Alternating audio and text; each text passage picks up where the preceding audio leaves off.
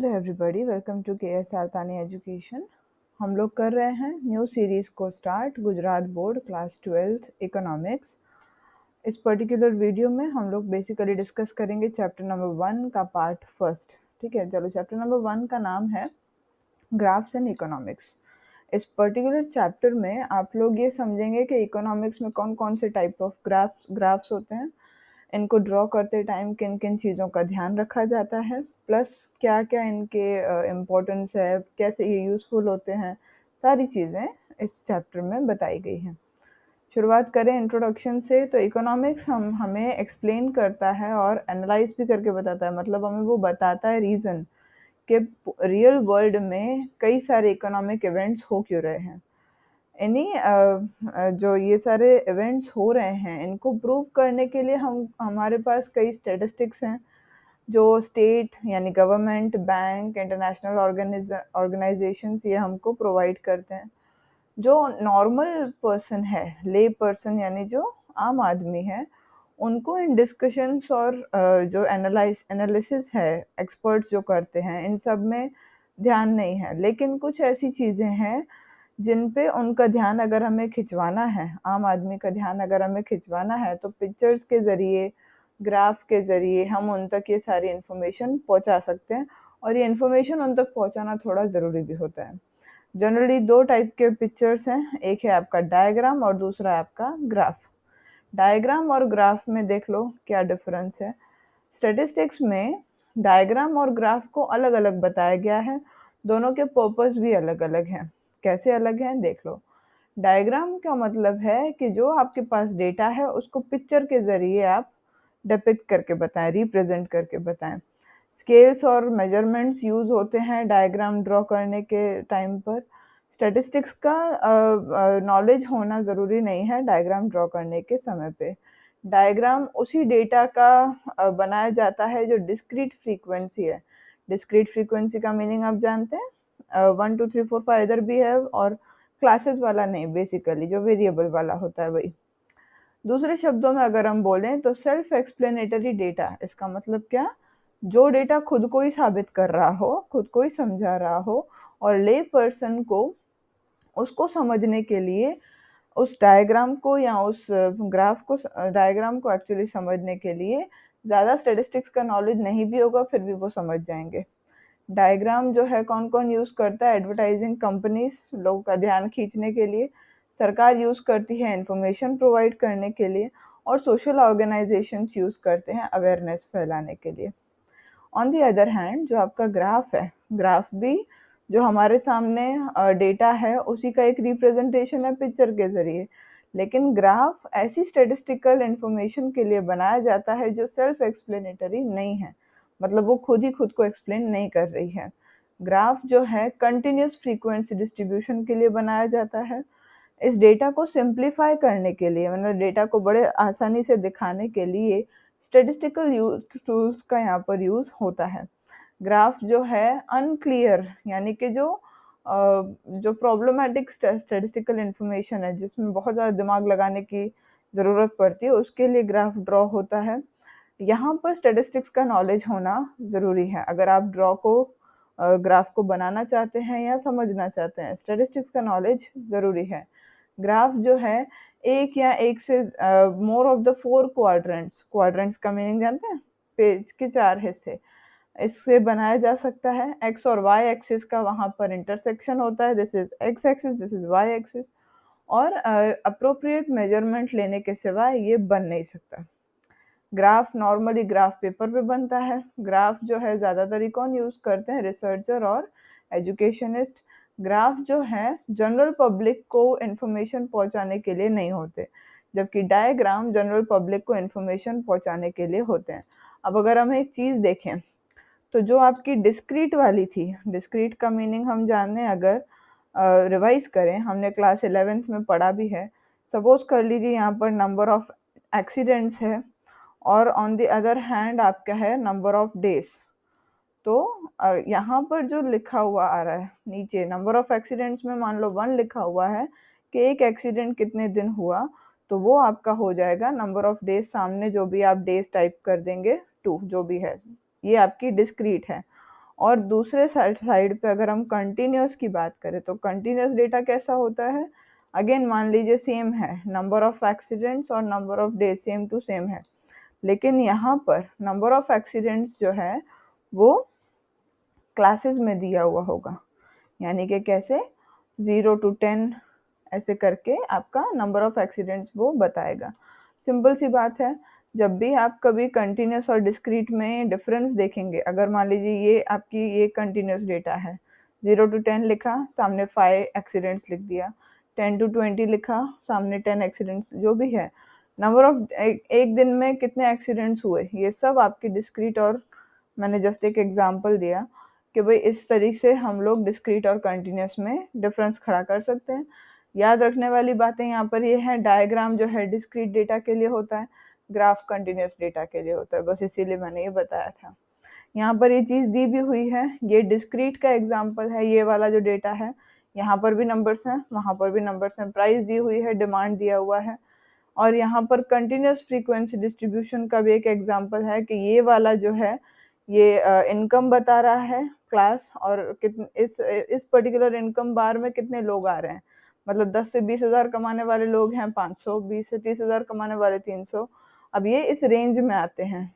Similarly यहाँ पर classes of marks है और नंबर ऑफ स्टूडेंट्स हैं कि भाई 50 में से 10 से 19 लाने वाले 50 बच्चे थे, 20 से 29 लाने वाले 30 बच्चे थे, ऐसे चलते जाएगा। एक और यहाँ पर अगर हम आपको इन्फॉर्मेशन दें, इस टाइप के डेटा को बोलते हैं एक्सक्लूसिव डेटा, और इस टाइप के डेटा को हम बोलते हैं इंक्लूसिव डेटा। ठीक है, ये हमने क्लास 11th में बड़े अच्छे से सारा पढ़ रखा है, स्टेटिस्टिक्स में अगर आपने ध्यान दिया है तो। डायग्राम्स और ग्राफ्स का क्या इम्पोर्टेंस होता है इकोनॉमिक्स में? जो इकोनॉमिक्स की स्टडी है वो थोड़ी डिफ़िकल्ट और कॉम्प्लिकेटेड सी लगती है, उसको हम ईज़ी बना सकते हैं डायग्राम से, और क्लियरर बना सकते हैं, मतलब थोड़ा कम कन्फ्यूजिंग बना सकते हैं ग्राफ्स के ज़रिए। दूसरा, कुछ ऐसे इकोनॉमिक पैरामीटर्स हैं, पैरामीटर्स का मीनिंग होता है जो लेवल्स हैं, वो कई साल में कैसे-कैसे वो बदले गए, ये आप एक सिंगल ग्राफ या डायग्राम से समझ सकते हैं। एग्ज़ाम्पल अगर इसका दूँ तो पहले मारुति सुजुकी लोग पसंद करते थे, आजकल लोग ऑडी पसंद करते हैं, तो ये पैरामीटर्स धीरे-धीरे चेंज होते जाते हैं, लेवल्स जो हैं लोगों की चेंज होती जाती हैं। सालों में ये लेवल कैसे चेंज हुआ या कहाँ किस चीज़ ने इफ़ेक्ट किया, ये सब आप डायग्राम या ग्राफ से समझ सकते हैं। जो इकोनॉमी के अलग-अलग सेक्टर्स में चेंजेस आ रहे हैं, जैसे हमें पता है इकोनॉमी के 3 सेक्टर्स हैं, प्राइमरी, सेकेंडरी और टर्शियरी, या बोल सकते हैं एग्रीकल्चर, इंडस्ट्री, सर्विस, 3 हैं। तो ये जो तीनों सेक्टर्स हैं, किसमें लोग ज़्यादा गए एक पर्टिकुलर साल में? एग्रीकल्चर से धीरे-धीरे अब लोगों का शिफ्ट हटते जा रहा है, इंडस्ट्री और सर्विस पे ज़्यादा हो रहा है। तो ये जो चेंजेस आपके सेक्टर्स में हो रहे हैं, ये भी आप बड़े आसानी से समझ सकते हैं ग्राफ या डायग्राम के ज़रिए। आप जो आपके इकोनॉमिक पैरामीटर्स हैं, उनमें जो डिस्ट्रीब्यूशन हो रहा है, मतलब इनकम का डिस्ट्रीब्यूशन, कौन-कौन से ग्रुप्स या क्लासेस या रीजन्स या सेक्टर्स, टाइम पीरियड्स भी, ये सारे के सारे जो पैरामीटर्स हैं, इनको ईज़िली आप कंपेयर कर सकते हैं। कैसे? इसका भी एक एग्ज़ाम्पल दें कि टाइम पीरियड का सपोज़ हम बात कर लें कि एक पर्टिकुलर टाइम पीरियड में क्लाइमेट में इतने चेंजेस आए। एक पर्टिकुलर टाइम पीरियड में पहले यहाँ पर पॉपुलेशन काफ़ी ज़्यादा रहती थी, अब पॉपुलेशन यहाँ पर कम रहती है। कौन से ग्रुप्स या कौन से क्लासेस के लोग जो हैं अब वो ज़्यादा एक्टिव हो रहे हैं, ये सारी चीज़ें आप देख सकते हैं। इसको कंपेयर कर सकते हैं पुरानी डेटा को न्यू डेटा के साथ। जब बहुत से एस्पेक्ट्स होते हैं इकोनॉमिक्स में, तो हम उनको डायग्राम या ग्राफ में प्रेज़ेंट करना बड़ा डिफ़िकल्ट हो जाता है। क्यों? क्योंकि आप कितना सारा ड्रॉ करेंगे ना। तो इन सारे एस्पेक्ट्स को समझने के लिए जो भी आप टाइम और एफर्ट लगा रहे हैं, ये ग्राफ ड्रॉ करने में, उसको एक्सप्लेन करने में, तो रीडर का जो टाइम है वो बच जाएगा। सिंपल सी बात है, सपोज़ कर लीजिए ये आपकी बुक है 152 पेजेस की है। ये बुक जो है पूरी की पूरी और कुछ नहीं, बहुत सारी डिटेल दी हुई है इकोनॉमिक्स के बारे में। हर इंसान वो इकोनॉमिक्स को बैठ कर के पढ़े, उससे बेटर एक इंसान ने बैठ कर के मेहनत कर ली, उस डिफ़िकल्ट चीज़ को उसने डायग्राम या ग्राफ से दिखा दिया, तो सबका टाइम और एफर्ट जो है बच जाएगा, सिर्फ एक प्रेजेंटर के टाइम और एफर्ट लगाने से। लास्ट पॉइंट आती है, कुछ ऐसे डिफ़िकल्ट प्रिंसिपल्स हैं इकोनॉमिक्स के जो आप डायग्राम और ग्राफ के ज़रिए इजीली समझा सकते हैं। एग्जाम्पल है डिमांड और सप्लाई का एक्सपांशन और कॉन्ट्रैक्शन होना, price elasticity of demand, supply, जो भी हमने ये सब 11th में पढ़ लिया है, ये सब हम पिक्चर्स के ज़रिए बड़ा इजीली समझा सकते हैं। मैक्रो इकोनॉमिक पैरामीटर्स मतलब देश के लेवल पे जो जो चीज़ें चेंज हो रही हैं, ये आप इजीली समझा सकते हैं टाइम सीरीज ग्राफ के ज़रिए। ये सब आप टाइम सीरीज ग्राफ अभी देखेंगे भी। एग्जाम्पल है शॉर्ट रन और long run irregular fluctuation agriculture में हो रहा है। एग्रीकल्चर में फ्लक्चुएशन आता ही रहता है और इरेगुलर का मतलब है कभी भी आ सकता है, छोटा भी आ सकता है, बड़ा भी आ सकता है, कम समय के लिए भी आ सकता है, ज़्यादा समय के लिए भी आ सकता है। इंडस्ट्री में रेगुलर फ्लक्चुएशंस होते रहते हैं, हमें पता ही होता है चीज़ें ऊपर नीचे होनी है। तो ये सारी चीज़ें आप कैलकुलेट कर सकते हैं टाइम सीरीज के ज़रिए, और टाइम सीरीज ग्राफ के ज़रिए इसको आप इजीली प्रेजेंट भी कर सकते हैं। डायग्राम या ग्राफ को ड्रॉ करते टाइम कौन कौन सी चीज़ें हमें कंसिडर करनी है। जब भी हम बना रहे हैं तो एनालिसिस को सिंपल या ज़्यादा इफेक्टिव बनाने के लिए ये सारी चीज़ें अपने को ध्यान में रखनी, 6 चीज़ें हैं। Choice of type of diagram और ग्राफ एंड देयर प्रेजेंटेशन। आपको पता होना चाहिए कि जिस तरह का आपका डेटा है उस तरह का आप डायग्राम या ग्राफ चूज करेंगे। आप कभी देखेंगे भी एग्जाम में सामने वाला आपको ये नहीं बोलेगा कि डेटा दिया हुआ है इससे पाई चार्ट बना दो। वो आपसे सिंपली एक ही क्वेश्चन बोलेगा, ज़्यादातर ही ऐसा करते भी हैं एग्जामिनर्स। वो आपसे बोलेगा ड्रॉ अ सूटेबल डायग्राम। ये दिमाग आपके पास होना चाहिए कि इस डेटा के लिए सूटेबल डायग्राम है क्या। तो जो राइट टाइप ऑफ डायग्राम या ग्राफ जब आप चूज करेंगे तो आपका पिक्चर और ज़्यादा इफेक्टिव लगेगा। किसी डेटा को आप बार डायग्राम में प्रेजेंट कर सकते हैं, किसी को पाई डायग्राम में भी कर सकते हैं। आपको एक राइट चॉइस बनानी है कि आपका पिक्चर ज़्यादा इफेक्टिव कैसे हो सकता है। दूसरा है क्लैरिटी। पिक्चर आपका नीट एंड क्लीन होना चाहिए एकदम। अलग अलग कॉलम्स, शेड्स, कलर्स और शेड्स आप यूज़ कर सकते हैं कि ये अलग अलग कंपोनेंट्स हैं पिक्चर के, तो इसको मैंने ये कलर दिया, इसको मैंने ये शेड दिया, जो भी आपके पास चीज़ें अवेलेबल हैं। थर्ड आती है point, scales and measures. Picture को ज़्यादा ना तो छोटा दिखाना है ना ज़्यादा बड़ा दिखाना है। You have to make it look appropriate in the size, कि भाई एकदम नॉर्मल पिक्चर लगे, ना ज़्यादा छोटी ना ज़्यादा बड़ी। तो इसके लिए आपको स्केल चूज करनी है डेटा के हिसाब से। अगर डेटा लैक्स में है तो ऊपर हम लिख देते हैं इन लाख रुपीज़, ठीक है। रिप्रेजेंटेशन ऑफ एक्सिस, दो एक्सिस होते हैं, एक होता है वाई एक्स होता है, एक होता है वाई।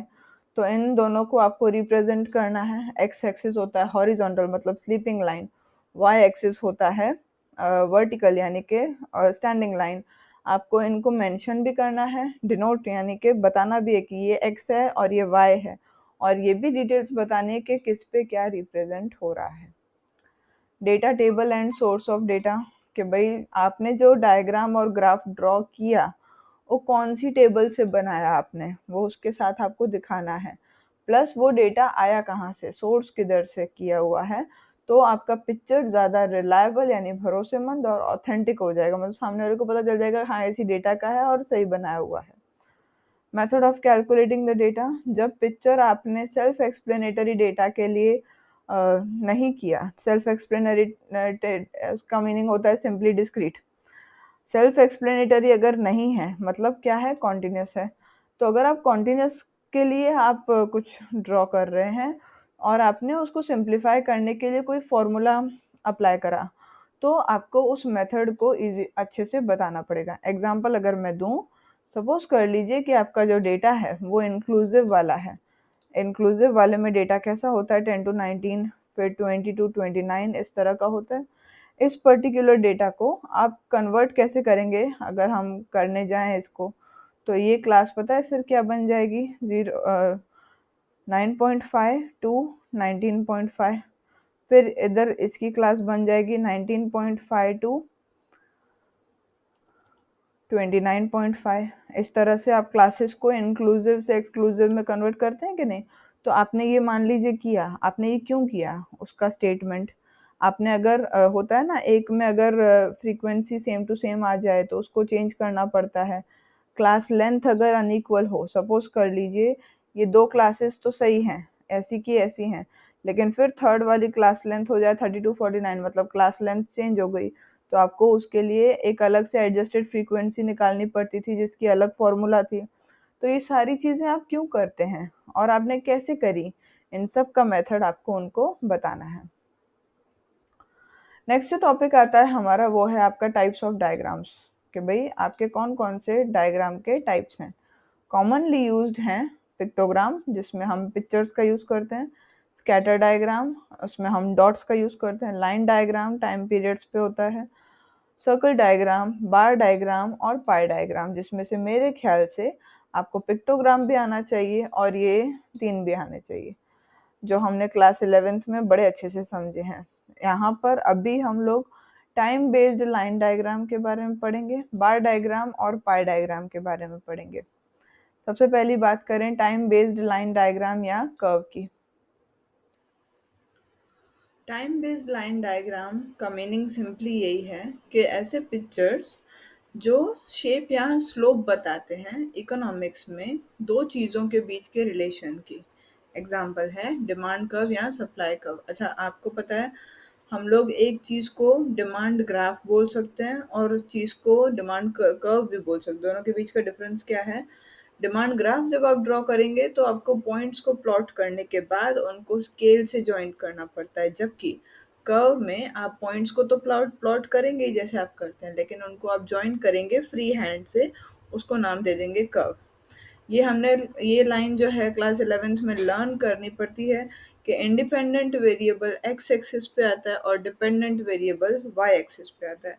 इकोनॉमिक्स में नॉर्मली लाइन डायग्राम जो है, जो टाइम बेस्ड डेटा के लिए बनता है, उन्हीं डेटास को वो एक्सप्लेन कर सकता है। एग्जाम्पल है अलग अलग टाइम पीरियड में साइज ऑफ पॉपुलेशन, अलग अलग सालों में कितना इन्फ्लेशन आया, लिटरेसी रेट क्या हुआ हमारा, बढ़ा के घटा जो भी है, ये डायग्राम्स को अपने बोल सकते हैं time based line curve diagrams. In short, किसी भी टेबल में जब आप ये ईयर्स देखें तो इसका मतलब आपसे वो टाइम बेस्ड लाइन डायग्राम या कर्व डायग्राम बनाने को बोल रहा है। यहाँ पर आप देख लीजिए, यहाँ पर डिकेड्स दिए हुए हैं और टेबल में बात हो रही है percentage growth of India's population since 1951। 1951 से लेकर के इंडिया में किस रेट पे पॉपुलेशन का ग्रोथ हो रहा है वो बताया हुआ है। हर एक डिकेड की बात हो रही है, 10-10 सालों की बात हो रही है। तो 1951 से 61, 61 से 71। अच्छा, एक बात का आपको हमेशा याद रखना है, डेटा जब भी आप उसका ग्राफ ड्रॉ करेंगे, डेटा का एक्सक्लूसिव होना बड़ा ज़रूरी है। रीज़न बिहाइंड दैट, यहाँ पर आपकी पॉइंट्स अलग अलग नहीं होनी चाहिए, डेटा का एक्सक्लूसिव होना बड़ा ज़रूरी है। और अगर वो एक्सक्लूसिव नहीं है, इंक्लूसिव है, तो आप उसको चेंज करिए। ठीक है, चलिए, तो ये आपका डिकेड्स हैं 51 से 61, वो ये रहा। इन्होंने यहाँ पर जो ये जो वाई एक्सिस है, वहाँ पर decadal growth rate of population in percentage वो बताया हुआ है, और एक्स एक्सिस पे उन्होंने टाइम पीरियड बताया, जो सिंपली यहाँ पर 6 साल हैं, तो उन्होंने यहाँ पर 6 पॉइंट्स प्लॉट कर दिए। और अगर इसमें आप देखने जाएं तो मिनिमम पॉइंट है 17, सबसे छोटा, और सबसे बड़ा जो पॉइंट है वो है आपका मेरे ख्याल से 24.80। 17 से लेके 24 के बीच में जाना है, तो उन्होंने ज़ीरो से तो हमको शुरुआत करनी पड़ती जैसे हम करते, तो उन्होंने ज़ीरो से लेके 5-5 का स्केल लिया, क्योंकि 10-10 का अगर स्केल ले लेते तो बहुत छोटा सा बन जाता, इसीलिए उन्होंने 5 का स्केल लिया है और उसको फिर प्लॉट कर दिया है। बार डायग्राम और टाइप्स ऑफ बार डायग्राम, कौन कौन से टाइप्स होते हैं बार डायग्राम के वो भी समझेंगे। बार डायग्राम्स जो हैं अलग अलग कंपोनेंट्स में वेरिएबल की वैल्यूज़ को दिखा देता है। एग्जांपल है लिटरेसी रेट कंट्री में, उसके अंदर भी वो दिखा सकता है फीमेल्स में और मेल्स में एक पर्टिकुलर ईयर में। वर्टिकल या हॉरिजॉन्टल बार हम लोग ड्रॉ करते हैं हर वैल्यू के लिए, वर्टिकल बार ऐसे जाएगा, हॉरिजॉन्टल बार ऐसे जाएगा। सेपरेट बार ड्रॉ होता है हर अलग अलग सेक्शन के लिए या टाइम पीरियड के लिए। बार की कितनी हाइट या लेंथ होगी, ये जो है हमको बताता है कि उसका उस वैल्यू के लिए, मतलब उस पर्टिकुलर टाइम पीरियड के लिए कितना वैल्यू रहा होगा। तो हाइट और लेंथ को ही अपने कंपेयर करते हैं और अलग अलग सेक्शंस का हम कंपैरिजन कर सकते हैं। बार डायग्राम सिंपली 3 टाइप के होते हैं, सिंपल, क्लस्टर्ड और डिवाइडेड बार डायग्राम। एक एक करके समझें। सिंपल वाला जो होता है उसमें सिर्फ एक ही वेरिएबल का हम डेटा दिखा सकते हैं। मान लीजिए अलग अलग रीजन या ईयर्स की बात हो गई, ये आपको इस रीजन या ईयर में कितना चेंजेस आया, वैल्यू कितना चेंज हुआ, इसके बारे में एक आइडिया देगा। एग्जाम्पल है, ये एक बार बार डायग्राम है, वो भी सिंपल वाला। तो इसको देखने से कोई आम इंसान भी बता देगा कि सबसे ज़्यादा सेल कौन से महीने में हुई, क्योंकि यहाँ पर एक तो देख लो, यहाँ पर डेटा किस बारे में है, bimonthly sale of chocolate boxes in a shop. एक शॉप में 2 महीने की, बाय मंथली का मीनिंग क्या हुआ, 2 महीने की सेल की बात हो रही है। 2 महीने में इतने बॉक्सेस हमने सेल कर लिए, मतलब 12 महीनों को उन्होंने 2-2 महीने में करके डिवाइड किया होगा, तो 6 बार उनको लिखना पड़ा होगा। जनवरी और फरवरी में कुल मिला के 35 यूनिट, इस तरह से मार्च अप्रैल में 60, आगे बढ़ते चले गए। इन्होंने यहाँ पर ये स्केल क्यों लिया, अगेन क्योंकि यहाँ पर सिंपली अगर आप देखें ना, तो ज़ीरो से तो शुरुआत हम लोग हर चीज़ में करेंगे। जो यहाँ पर इनका हाईएस्ट पॉइंट था वो था इनका 65। तो 10-10 का स्केल इन्होंने लिया, क्यों, क्योंकि अगर ये 5 का स्केल लेते तो 13-14 लाइन जितना बड़ा जो है उनका बार ग्राफ बन जाता। तो उन्होंने 10-10 का स्केल लिया और उसको फिर सिंपली प्लॉट कर दिया। अच्छा, अगर आप किसी नॉर्मल लेमैन से भी पूछें, जो भले ज़्यादा नहीं, 8th स्टैंडर्ड तक पढ़ा हो, उससे आप पूछिए कि कौन से महीने में सबसे ज़्यादा सेल हुआ, तो वो आपको ऐसे ही देख के बता देगा मई या जून में। सबसे कम किस में हुआ, तो वो नवंबर और दिसंबर में हुआ। तो इस पर्टिकुलर ग्राफ को देख करके हम लोग ये बता सकते हैं कि डेटा में चेंजेस कितने आए, कहाँ आए, कैसे आए, जो भी आए, ठीक है। सेकेंड वाला जो आता है वो है आपका क्लस्टर्ड बार डायग्राम। क्लस्टर्ड बार डायग्राम है सेम टू सेम इसके जैसा ही, लेकिन उसमें सेक्शन एक से ज़्यादा हो जाते हैं, और इसलिए आपका क्लस्टर ऑफ बार्स खड़ा हो जाता है। कि भाई अभी जैसे मान लीजिए यहाँ पर जनवरी टू फरवरी की बात हो रही थी चॉकलेट बेचने की। चॉकलेट बेचने के साथ साथ सपोज वो आदमी दूध भी बेचता है, तो इसी के बाजू में एक और बार यहाँ पर खड़ा हो जाता। वो सेकंड बार किसको रिप्रेजेंट करता, मिल्क को, मिल्क के सेल्स को वो रिप्रेजेंट करता। तो ऐसे में एक साथ एक से ज़्यादा बार्स खड़े हो जाते हैं, इसीलिए उसको बोला जाता है क्लस्टर्ड बार डायग्राम। एग्जाम्पल है, मान लीजिए बेस आपका टाइम पीरियड है, वेरिएबल है लिटरेसी लेवल, लेकिन लिटरेसी लेवल भी किस किस का, फीमेल का अलग, मेल का अलग, ठीक है। तो ऐसे में आपको 2 बार एक साथ ड्रॉ करने पड़ेंगे, और उसको अपने बोलेंगे that they are drawn in a cluster. Proper effect देने के लिए हर बार को अलग अलग कलर किया जाता है, और वैल्यूज जो वो रिप्रेजेंट कर रहा है वो उसके ऊपर इंडिकेट भी किया जाता है, जैसे यहाँ पर भी बार के ऊपर इंडिकेट किया गया है। एग्जाम्पल है, चॉकलेट बॉक्सेस का ही बात हो रहा है, ठीक है। Different sizes in a shop, box आपका अब 3 साइज में आ गया, स्मॉल साइज में, मीडियम साइज में और लार्ज साइज में। अब ये वाला जो डेटा है, ये तो मंथ वाला जो है वो एकदम सेम है, लेकिन अब ये 3 आ गए साथ में, तो यहाँ पर भी आपके 3 साथ साथ में बार्स आते चले जाएंगे। इनको डिफरेंशिएट कैसे करेंगे, ऊपर सिंबल दे करके, कि ब्लैक जो है सिंपली वो स्मॉल साइज को बता रहा है, राइट टू लेफ्ट जो जा रहा है क्रॉसिंग में लाइन वो मीडियम साइज को बता रहा है, और लेफ्ट टू राइट जो क्रॉसिंग में लाइन जा रहा है वो लार्ज साइज को बता रहा है। ये आपके वो ग्राफ जो है वो ड्रॉ हो गए। हर बार के ऊपर आपको उसकी वैल्यू लिख के बतानी है। डन। थर्ड वाला जो आता है वो है आपका डिवाइडेड बार डायग्राम। डिवाइडेड बार डायग्राम में हर सिंगल वैल्यू के पास भी सब कैटेगरीज होती हैं, इसीलिए जो ये बार आपका ऐसे जो खड़ा होता है उसमें भी डिविजन्स आ जाते हैं। तो हर बार में डिवीजन आने के साथ साथ इसमें कॉमन वेरिएबल भी होता है, कॉमन बेस वैल्यूज भी होती हैं, मतलब एक्स एक्सिस और वाई एक्सिस सबका सेम होता है। प्रॉपर इफेक्ट और कंपैरिजन को हेल्प करने के लिए हर डिवीजन को अलग अलग कलर किया जाता है, और जो वो रिप्रेजेंट कर रहा है वो टॉप राइट कॉर्नर पे हम इंडिकेट करते हैं। इसका भी एक एग्जांपल है, जैसे bimonthly sale chocolate boxes का हम कर ही रहे थे, लेकिन अब एरियाज की बात कर रहे हैं, रूरल अर्बन एरियाज की, और ऑल इंडिया की टोटल जो हमने यहाँ पर लिखा हुआ है। अगेन ये मंथ्स जो हैं वो सेम है। यहाँ पर जो सेक्टर्स हैं, रूरल, अर्बन और ऑल इंडिया, ये चेंज हो गया। कैसे इन्होंने इसको रिप्रेजेंट किया वो देखिए। जो आपका जनवरी टू फरवरी में था 30 और 40, और कुल मिला के कितना था, 70 था। तो जो जनवरी और फरवरी वाला है उसका बार जाएगा कितना लंबा, 70 जितना ही ऊपर जाएगा, लेकिन 30 तक हम लोग उसको मार्कअप कर देंगे कि 30 तक कितना है आपका रूरल है, और बाकी का जो बचा हुआ 40 है वो किसका है, अर्बन का है। सिमिलर गोज फॉर 35 है इसका और 80 है इसका। तो यहाँ पर 0 से लेके 35 तक जो है वो आपका रूरल का रहेगा, और ऊपर का जो 80 का रहेगा वो आपका अर्बन का रहेगा। और ये जो टोटल लेंथ है इसकी, ये जो आपका पर्टिकुलर बार है, इसकी जो टोटल लेंथ है वो कितनी हो जाएगी, 115, यानी कि 120 से थोड़ा सा नीचे। होपफुली अंडरस्टैंडेबल है, बहुत इजी है, हम लोग पहले कर भी चुके हैं ये सारा कुछ। और ऊपर यहाँ पर अगेन टॉप राइट कॉर्नर पे हम लोग डिनोट कर देंगे सेल्स जो है, ब्लैक वाले में रूरल की बताई गई है और क्रॉस्ड लाइंस वाले में अर्बन की बताई गई है। और अगेन यहाँ पर भी वैल्यूज बताना बड़ा ज़रूरी है। कौन कौन सी चीज़ें हमको कंसीडर करनी चाहिए बार डायग्राम को ड्रॉ करते समय। सबसे पहला, जो विड्थ है बार्स की, विड्थ का मतलब है चौड़ाई, वो कोई डेटा रिप्रेजेंट नहीं करते, इसीलिए सबका जो विड्थ है वो इक्वल होना चाहिए। दूसरा, जो लेंथ है वो वही वैल्यू बतानी चाहिए जो एक्चुअली टेबल में लिखी हुई है, प्रोपोर्शनल होना चाहिए उस वैल्यू के। अगर सेम वैल्यू नहीं भी है तो प्रोपोर्शनल तो होना चाहिए।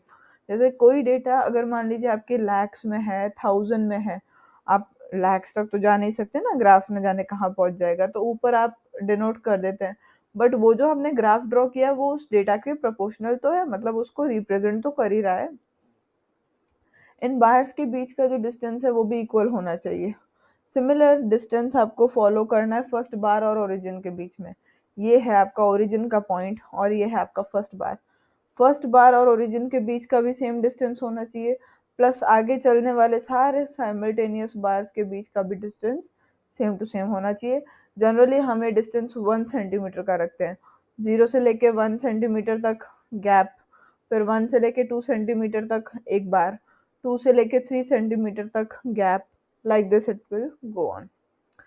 सारे बार्स जो हैं एक ही लाइन पर रेस्ट कर रहे होते हैं, एक ही लाइन से वो निकलते हैं, इसको बोलते हैं बेस, और नॉर्मली इसी को हम बोलते हैं एक्स एक्सिस। आज के ज़माने में कंप्यूटर टेक्नोलॉजी में हॉरिजॉन्टल बार्स को भी ड्रॉ किया जाता है instead of vertical bars. Horizontal bars कैसे आएंगे, इस तरह से जाएंगे, वो ये वाले जो आपके जा रहे हैं वो वर्टिकल जा रहे हैं। बात करें वर्टिकल बार्स की, तो जो वर्टिकल बार्स हैं उनको आपको लेफ्ट टू राइट अरेंज करना है, जैसे डेटा चल रहा है वैसे चलना चाहिए। ऐसे नहीं कि पहले वाले को ड्रॉ कर दिया, फिर तीसरे को ड्रॉ किया, फिर फिफ्थ किया, फिर वापस फोर्थ वाला कर दिया, ऐसा नहीं करना। तो इसीलिए जो फर्स्ट आ रहा है टेबल में वही आपका ओरिजिन के सबसे पहले आएगा, जो सेकंड आ रहा है वो ओरिजिन से सेकंड नंबर पे आएगा। इस तरह से आपको उसको ड्रॉ करना है। होपफुली इतना समझ आ गया होगा। पाई डायग्राम से हम लोग डिस्कस करेंगे इस वीडियो के पार्ट 2 में। Thank you so much for patient hearing. Have a good day.